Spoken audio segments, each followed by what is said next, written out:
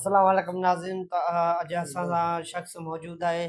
जो गादी मस्जिद सैयद भूरल शाह जलाईंदो आहे। त घोट हयात ख़ान गोपांग जो रवासी आहे सैयद यासीन शाह न हुन सां ॻाल्हि ॿोल कंदासीं त वधीक हुन जो छा चवणु आहे, हुन मीडिया जे मुताबिक़ छा चवंदो छा न चवंदो। अस्सलाम वालेकुम यालमद, वालेकुम सलाम अला अली मदद। असांखे ॿुधायो तव्हांजी जॻह ॾिठल आहे। अब गंज कितने एमपी है मुराद अली शाह वजीर अला जरदाली हासिब मुराद बिलावल चंगा रफीका शाह केमली शाह से कुर्शेद शाह से नादर मंसी कमालदीन साहब गोपांग आस्ताब खान सिकंदर मेसर गदाफर मेसर लाल खान मेसर लाल दीना जुत्तोई खान मोहम्मद जुत्तोई सब ये एमपी मंजूर रसान निसार कोरा कुर्सन जुनेजा मुजिम साहब शेरमम साहब मुगेरी शरीफ साहब Mugeri हमाऊ Khan Mugeri Mir Mittal Mugeri गेपी Khan Mugeri सैदल बाबन खान मुगेरी सदा खान चाचा और मंजूर वसान तनवीर वसान मुनीर वसान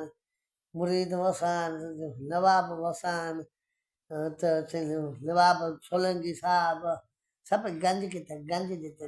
गंज किता जाया तो थे पेन लोकया कोनी रोद कोनी रोजी कोनी मजाना कोनी ठहल बरसाने दे पानी झावे तो थे पेन सब गंज देते ने गंज कितने मेहरबानी करने सेसान तो देता ने असां तत्ता उहे भी चवनि पिया त हुन में नादर खान मंसी एपी साहिब चवे पियो त असां दरगाह भूरल शाह जिलानी लेटर जारी कयो आहे, त छा इहा हक़ीक़त आहे? यो भी कूड़ है नादर खान मंशी जा आमिर खान मंशी जा सभिनी जा कूड़ रास्ते तो और मुराद फजल शाह ॿिया फजल शाह मासूम शाह हासिम शाह हासिम अली शाह ये सब ठगी खावंद करे मतलबी सब ठगी कूड़ दामे बात नंदी बात अच्छा, तव्हांजी दरगाह बि न ठही आहे, हवेली बि न ठही आहे, कुछ भी तव्हां त माना खीमे में वेठा आहियो, किथो टेंट लॻल आहे हुन में। अच्छा कहते थे बैठे थे मना था बैठे थे एक मिनट मत सिल कर सब आप खादी हेल्प की थी मैंने सब तासो वाले कासो वाले बासो वाले सब खादी हेल्प की थी मैंने सीए होतन सुनी होतन तो खाली रासद महमूद होते खाली महमूद होते पीर पागल होते इमरान खान होते साहबा शरीफ होते नवाज से हेल्प की थी मैंने ऐसा कुछ भी नहीं था ठीक है, मेहरबानी। हाँ फैन